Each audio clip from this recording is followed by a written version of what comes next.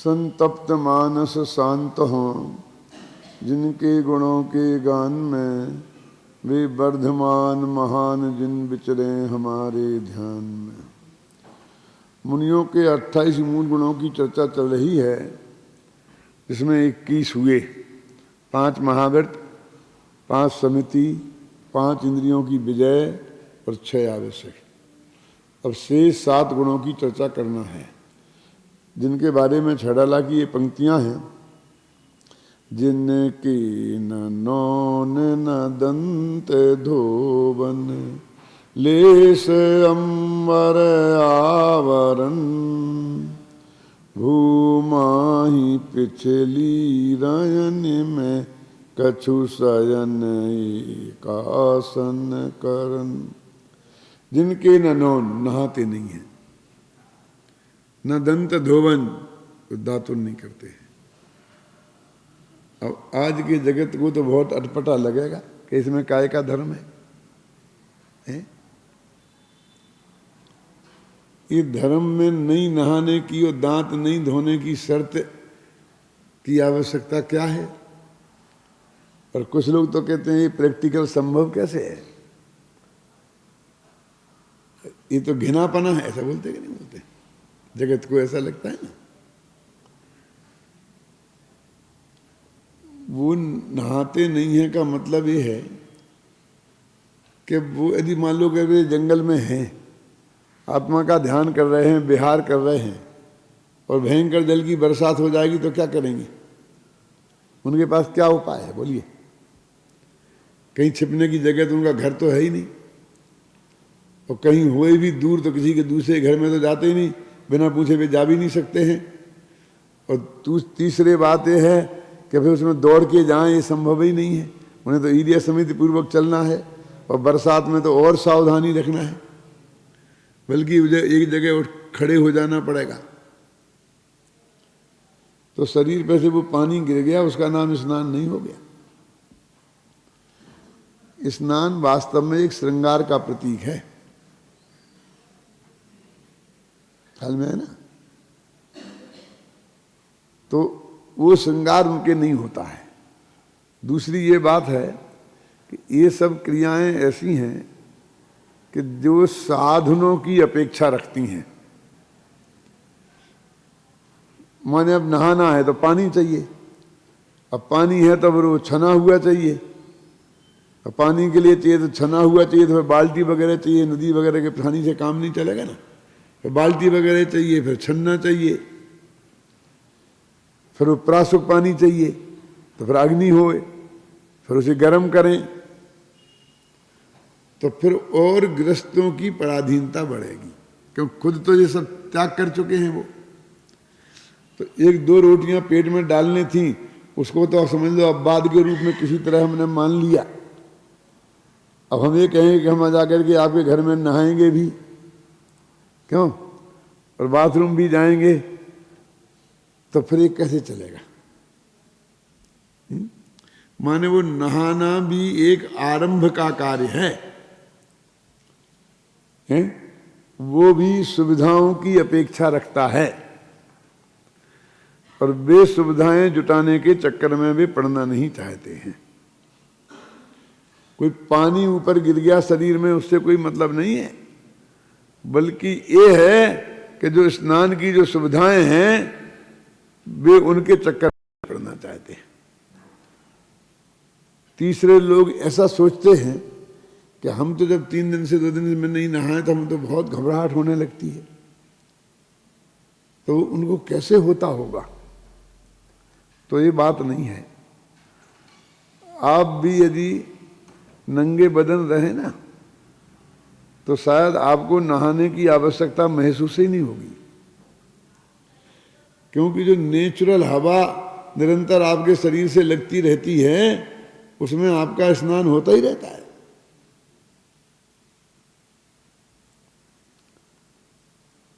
आपने बंध अधिकार तो पढ़ा है ना समय सार का, उसमें आदि के धूल आकर के तन शरीर पर चैंटती क्यों नहीं है? कितना ही व्यायाम करे शस्त्राधिक से, लेकिन धूल नहीं चैंटती है। क्यों? कि जब तक शरीर पर चिकनाई नहीं हो तब तक धूल नहीं चैंटती है। अंदर में उनके राग देश की चिकनाई नहीं है, और शरीर में तो कोई तेल आदि का मर्दन थोड़ी करते हैं वे, जो आगे धूल चेंटेगी। आगे थोड़ी बहुत चेंट भी आ भी जाएगी तो हवा आएगी तो उसमें उड़ जाएगी। तो उनका नेचुरल रूप से शरीर ऐसा रहता है, ये मेल छुटाने मेल लगता ही नहीं। मेल लगेगा कैसे?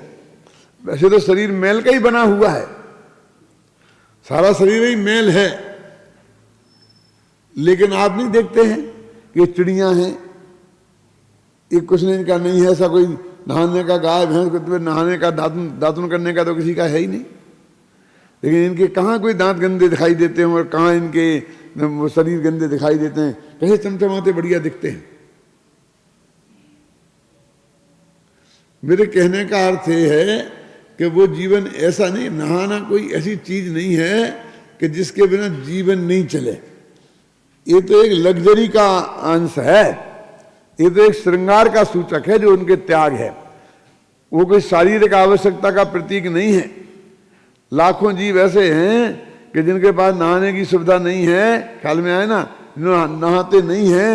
जीव की बात कर रहा हूं मैं, अकेले मनुष्यों की बात नहीं कर रहा हूं। मनुष्य भी बहुत से हैं लेकिन जीव तो है ही है ना, तो बहुत अच्छी तरह से उनका जीवन चलता है। और जीवन तो हमारे हम संतों का भी देखते हैं ना, उन्हें कहां बाधा दिखाई देती है। कैसा वो दांतों में तो मैल जम ही जाता होगा ना, उसको तो सफाई करने की जरूरत है ही ना। जिनकी आंतें गंदी होती हैं उनके दांत गंदे होते हैं। दिन में 3-3 दफे वे कोलगेट से साफ करें तो भी मुंह में से बदबू मारेगी और गंदगी आती है। और जिसकी आंत बिल्कुल ठीक होती है, पेट में गड़बड़ी नहीं हो, तो उनके बिल्कुल मुंह भी बिल्कुल साफ रहता है। आपने कभी देखा होगा जब बीमार आप हो जाते हैं तो जबान एकदम सफेद सफेद गंदी हो जाती है। आप कितनी साफ करो वो साफ नहीं होती है, और जब बीमारी खत्म हो जाती है तो एकदम लाल हो जाती, बढ़िया साफ हो जाती है। वो कोई बाहर का मैल नहीं चेंटा है, वो तो अंदर का आया हुआ मैल है। खैर अब जो भी हो, तकलीफ भी होती हो, जो भी होता हो, लेकिन नियम से उनके यहां स्नान और दंत धोवन नहीं होता, क्योंकि वो भी फिर अपेक्षा रखता है। फिर नीम की दातुन लाओगे, बमूल की लाओगे, ब्रुश लाओगे, कोलगेट लाओ, फिर हर ये चीजें जो हैं ये सब बाह्य सामग्री की अपेक्षा से रखने वाली हैं, और वो एक निरपेक्ष हो गए। एक दफा सामग्री कोई दे भी दे तो रखें कहां, और रखें तो रक्षा कैसे करें। ये जो किताब है ना छड़ा लगी छोटी सी, मैं रोज ना यहां रख जाता हूं, इन किताबों के बीच में जमा के रखता हूं कि जिससे कोई ले ना जाए। ले गया, ले गया, 3-4 दफा ले गया, फिर नई लानी पड़ती है क्या। तो महाराज यदि कोई ऐसी चीजें रखेंगे, और जिन्हें कोई साधन नहीं, ये तो अपने हॉल के अंदर है, इतने आदमी हैं, सुरक्षा के साधन है, किवाड़ लगते हैं, तो वहां जंगल में बैठे होंगे, क्यों, तो क्या होगा, बंदर ही उठा ले जाएगा तो क्या करेगा।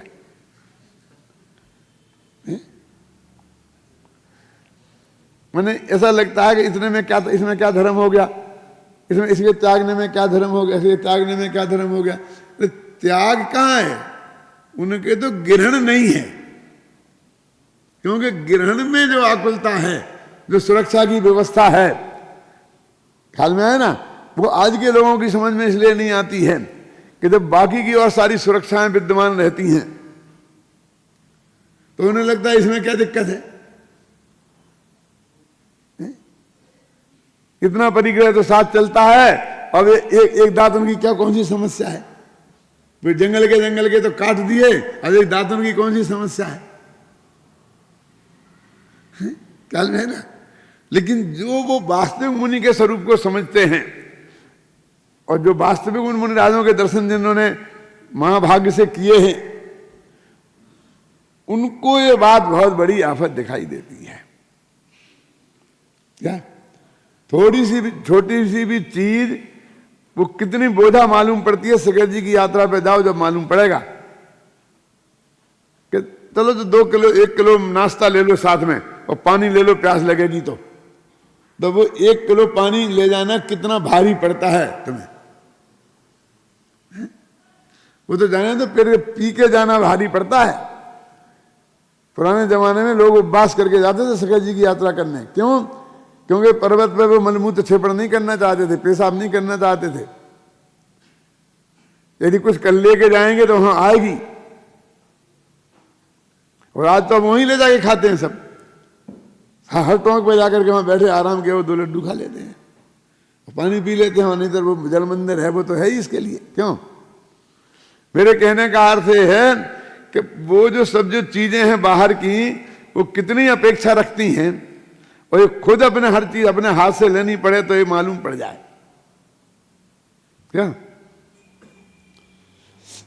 जो मुनिराज हैं उनको एक पीछे कमंडल है और एक आध किताब है। अब उनके जैसे 10 किताबें रख लें तो शास्त्र ज्ञान का अध्ययन, उसमें क्या तकलीफ है? तो एक हाथ में पीछी, एक हाथ में कमंडल, और तीसरा हाथ कहाँ है जो किताबें ले। लेकिन हमारी समझ में ये बात इसलिए नहीं आ सकती है कि लेने वाले तो बहुत आगे पीछे है। क्या इसलिए खुद लेने की समस्या कहाँ है, हमें ये समझ में नहीं आती है।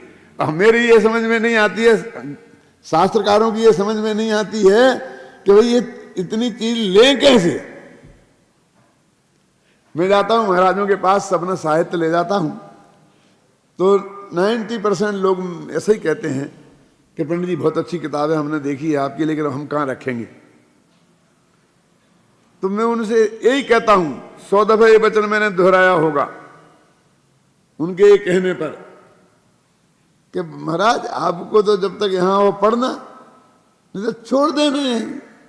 कोई भी हो मोक्ष दे देना उसको जिसकी रुचि हो, और कोई नहीं मिले तो छोड़ देना, जिसको पढ़ना होगा पढ़ेगा। आपको जब तक पढ़ना है आपको इसका बोझा लाद के यहां वहां ले जाने की जरूरत नहीं है, क्योंकि प्रैक्टिकल संभव नहीं है ना।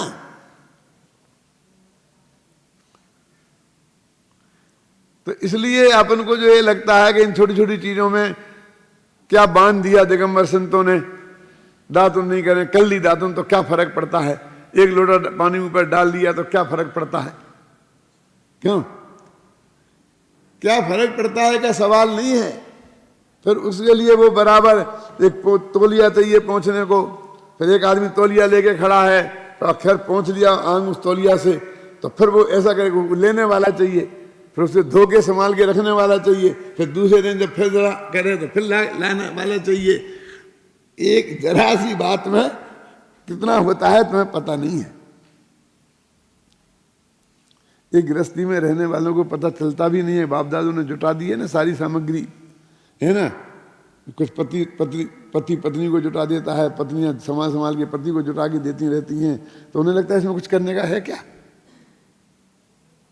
क्या इन्हें कुछ करने का है क्या। लेकिन ये सारी चीजें खुद ऐसा करना पड़े कि बिल्कुल बिना मकान के रहो अजित बाबू, और बिना उसके रहो बिल्कुल ऐसे ही, एक लंगोटी लगाए रहना और जंगल में जाकर के 4 दिन रह के तो देखो, तो मालूम पड़ेगा कि इसमें कितनी असुविधा है। हर चीज अपने हाथ से ही रखनी, अपने हाथ से ही ढो के ले जानी है। फिर हम कम से कम परिग्रह में अपना जीवन चलाने की आदत वाले हो जाएंगे। कहीं कुली नहीं मिले रेलवे स्टेशन पर, और सारा सामान आपको अपने हाथ से उठा के रखना पड़े, तो सब लोग जितना अभी सामान ले जाते हैं उससे 1/4 भी नहीं ले जाएंगे। और अभी तो ये भी रख लो, अभी देख लो, इतने कपड़े, 3 जोती और जूते और नालू क्या क्या रख लो। क्यों? अपने बाप का तो कुछ क्या करना है। यहाँ आएगा कुली को पैसा फेंकेंगे, वो उठाएगा रख देगा, वहां से उठाएगा ये रख देगा, ये रख देगा, बस खत्म, जोड़ते जाते हैं। तो जब भी दूसरों की पराधीनता रंचमात्र रखना ही नहीं चाहते हैं, तो ऐसा जीवन नहीं रखेंगे तो ये निष्परिग्रही जीवन नहीं हो सकता। और परिग्रह काय का होता है, इन्हीं चीजों का तो परिग्रह होता है, जोड़ता है ना। एक एक चीज से एक एक आवश्यकता जुड़ती चली जाती है। क्यों? तो जिनके न नौन न दंत धोवन लेस अंबर आवरण, और एक सूत के बराबर भी कपड़ा नहीं रखते। इतना लगा लेस अंबर आवरण, अंबर का आवरण लेस मात्र भी नहीं है। उसकी तो कोई सीमा नहीं है, एक दफे टूटे तो। हमारे ही एक संप्रदाय ने वो 14 का उपकरण रख लिए, तो 14 में काम चल जाता है क्या? वे भी कम पड़ते हैं,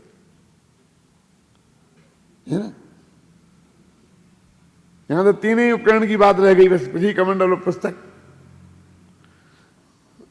रंच मात्र भी कपड़ा नहीं रखना, ऐसे पूर्ण नग्न दिगंबर दशा। ये 27-28 मूल गुणों में एक मूल गुण ये भी है, वस्त्र का त्याग, वस्त्र नहीं होना बिल्कुल भी, है ना।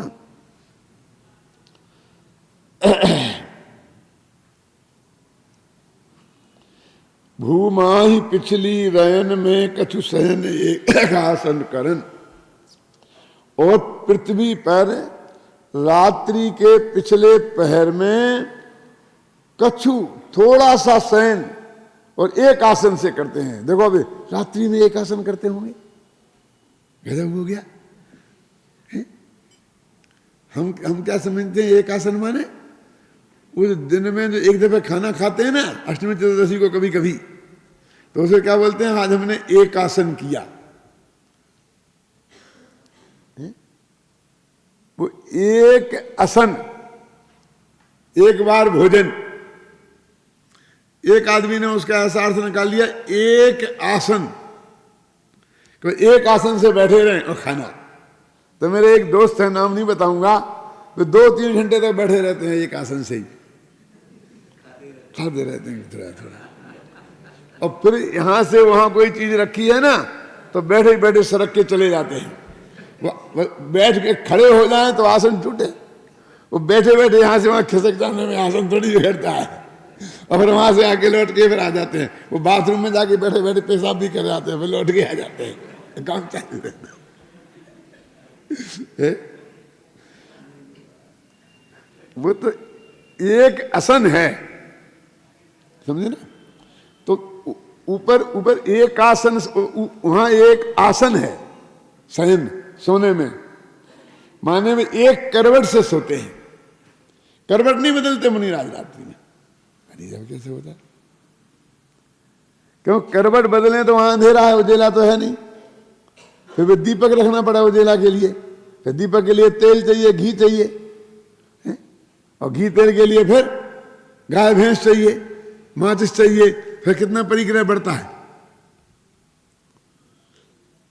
अब ये समिति पूर्वक वो चलते हैं, और करवट बदले और वहां कोई कीटाणु आ गए हो तो दब जाएंगे ना, मर जाएंगे कि नहीं मर जाएंगे, इसलिए वो करवट नहीं बदलते। और करवट बदलना नेचुरल दृष्टि से बहुत आवश्यक है। आप जानते हैं आप कितने करवट बदलते हैं? क्यों बदलते हैं? थक जाते नहीं? थक जाते तो होंगे। ये अपने नाक के 2 स्वर है ना, तो अब दाईं नाक ऊपर को रहे और बाईं रहे नीचे को, तो शरीर में गर्मी बढ़ती है।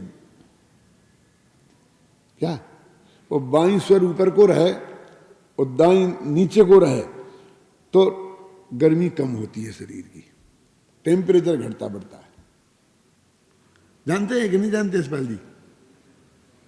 तो उससे क्या होता है, वो बैलेंस बनता है।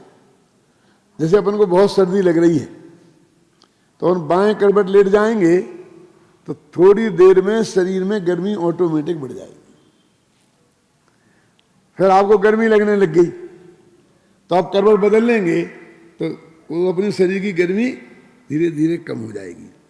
तो कम ज्यादा होती, बैलेंस बना रहे, इसलिए आप बदल बदल के करवट ले लेकर के और सोते हैं, और वो ऑटोमेटिक बिना आपके बेहोशी में ही होता रहता है। आप इस सिद्धांत को नहीं जानते हैं तो अभी प्रकृति से आप करवट बदलते रहते हैं क्या, और आपकी सर्दी गर्मी का बैलेंस बनता रहता है शरीर का। अब मुनिराज को एक ही आसन से, क्यों? तो वो गर्म तो गर्मी, सर्दी तो सर्दी, जो होगा सो होगा। लेकिन वो सबसे बड़ी समस्या तो ये है ना कि दया के पालन करते हैं ना, कि कोई जीव को उनकी तरफ से बाधा ना पहुंच जाए। तो कैसी गजब की बात है, पहले मैंने आपको समझाई भी है। कि एक और तो क्या कहते हैं कि सामने कोई बिल्ली चूहे को खा रही हो तो दौड़ के भगाएंगे, भागेंगे नहीं, और एक और इतना सावधानी कि मेरे शरीर को जरा भी हिला के ऐसा करूंगा तो कोई जीव मर जाएगा। एक आसन। और कहा भूमाही, जमीन पर, ऐसा नहीं कि पलंग पर के इस पर इस पर इस पर। वो कहते भाई वो भू तो जमीन पे तो है ना, फिर लकड़ी पे तो सो सकते हैं, फिर भू कहां रहा? वो भू है। वो जमाने में वो जो जंगली लकड़ी होती है ना, जंगल में कोई वृक्ष वगैरह है और पेड़ वगैरह है तो वहां उस पर बैठ गए, उठ गए, वो एक अलग बात थी, समझे ना। अब वो लकड़ी के साथ भी तो वही होगा, पार्टियां साथ में लिए फिरो, तो चटाई साथ में लिया फिर।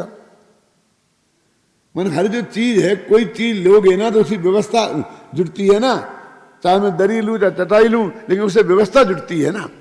वो काठ का तो ये है कि वो अपवित्रता नहीं होती। जो होता है ना आपका वो चालक होता है, भूचालक क्या होता है, तो क्या एक लोहे का बड़ा डंडा है, अग्नि को एक में डाल दो तो जहां वो अग्नि में डाला है वहां तो गर्म होगा ही, लेकिन जहां अग्नि में नहीं डाला है वो दूर भी गर्म हो जाएगा। कुछ चालक होता है ना। लेकिन लकड़ी यदि अग्नि में आगे जल भी रही है तो दूसरा सिरा बिल्कुल ठंडा रहता है, यानी उसकी गर्मी वहां नहीं पहुंचती है। तो इसलिए सेफेस्ट मानी जाती है ये कि हम जहां पलंग पे यदि सो रहे हैं और उसके पाए में आग भी लग जाएगी तो उधर तक हम तक आग गर्मी नहीं आएगी, समझे ना। तो ऐसा वो वैज्ञानिक बातें हैं, लेकिन मुराद की तो समस्या ये है कि जो भी परिग्रह रखेंगे वो उसके साथ में उनकी व्यवस्था जुड़ती है, तो उसको लेकर चलने वाला चाहिए। जैसे वो प्याल रखते ना तो भी गद्दा तो गांव-गांव में मिल जाते हैं, वो प्याल तो फिर वो गांव-गांव में मिलता नहीं है, तो वो साथ में चलना पड़ता है ना। माने ऐसा अटपटा साधन लोगे तो उसको निरंतर और ज्यादा व्यवस्था उसकी मजबूत हो जाती है, उसकी व्यवस्था और कठिन हो जाती है। तो लिखा भूमाई, मैं तो भैया इसका अर्थ कर रहा हूं,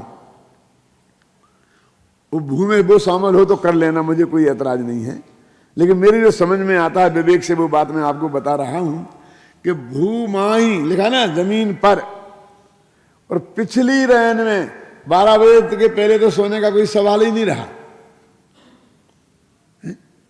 कि सब रात में पढ़ने की तो सुविधा नहीं है, उजेला है नहीं, अब कुछ बात है नहीं, मुंह से बोलते नहीं, किसी से बात करते नहीं है, तो फिर अब क्या करेंगे, रात के कहाँ जगत रहेंगे, फिर तो अब अकेले में होंगे, कोई तो नींद तो आ ही जाएगी फिर। क्यों? आत्मा का है ना उनका सबसे बड़ा सहारा, आत्मा का ध्यान चिंतन मनन करते रहते हैं, उन्हें नींद आती नहीं, आना नहीं चाहिए ना। जो 3 कसाय का अभाव हो गया तो निद्रा दशना वर्णी कर्म का भी उतना क्षोभ रहेगा उनका कि घंटे आध घंटा सोना उनका काम हो जाए, और फिर अंतर मुंह से ज्यादा तो एक साथ सो ही नहीं सकते हैं, क्योंकि सोते सोते में थोड़ी आत्मा का अनुभव हो जाएगा, सातवां गुणस्थान हो जाएगा। वो तो जागृत अवस्था में चाहिए ना, और जागृत अवस्था में भी पहले थोड़ा प्रयत्न होना चाहिए ना, उसकी रुचि की विचार का चिंतन की प्रक्रिया चलनी चाहिए कि नहीं। भले टूट करके नींद 2-3 दफे में कर लें, लेकिन आधी रात के पहले तो है ही नहीं, और पिछली रैन में माने वास्तव में तीसरे पहर में, चौथे पहर में तो फिर सामायिक का काल हो जाता है क्या। तो मुश्किल से अंतर्मुहूर्त 2 अंतर्मुहूर्त वो भी लगातार नहीं, इतनी नींद आती है, इससे ज्यादा नींद आती नहीं, आनी नहीं चाहिए, आएगी ही नहीं, आती है तो कहीं ना कोई गड़बड़ है, गड़बड़ है माने कोई बीमारी है, कोई तकलीफ है नहीं, क्योंकि नेचुरल जो उनका स्वरूप है 3 कसाय के अभाव रूप से विदाउट टेंशन, ये कसायों के जो टेंशन होता है ना, तो विदाउट टेंशन जो स्थिति है उसमें इससे ज्यादा कभी परिस्थिति ऐसी बनती ही नहीं है। तो ऐसा उनका शयन है। तो कितने 7 गुणों में कितने हो गए, नहाना नहीं, दातुन नहीं करना, और रंच मात्र भी कपड़ा लत्ता नहीं रखना, और पिछली रैन में थोड़ा बहुत एक आसन से जमीन पर सोना, ये 5 हो गए। अब जो 2 रहे ना वे भोजन से संबंधित हैं, उनकी चर्चा अपन पहले बहुत विस्तार से कर सके। कि खड़े खड़े आहार लेना, दिन में एक बार आहार लेना, अल्पाहार लेना, इसी चर्चा अपन कर चुके हैं ना। इस तरह ये 27 श्वेत गुण हो गए। तो ये मुनियों के 28 मूल गुण जो माने गए हैं उनकी चर्चा एक तरीके से समाप्त होती है। अब उनकी और जो विशेषताएं हैं उनकी चर्चा अपन कल के व्याख्यान में करेंगे। ओम शांति शांति शांति। ओम नमो अरिहंताणं, ओम नमो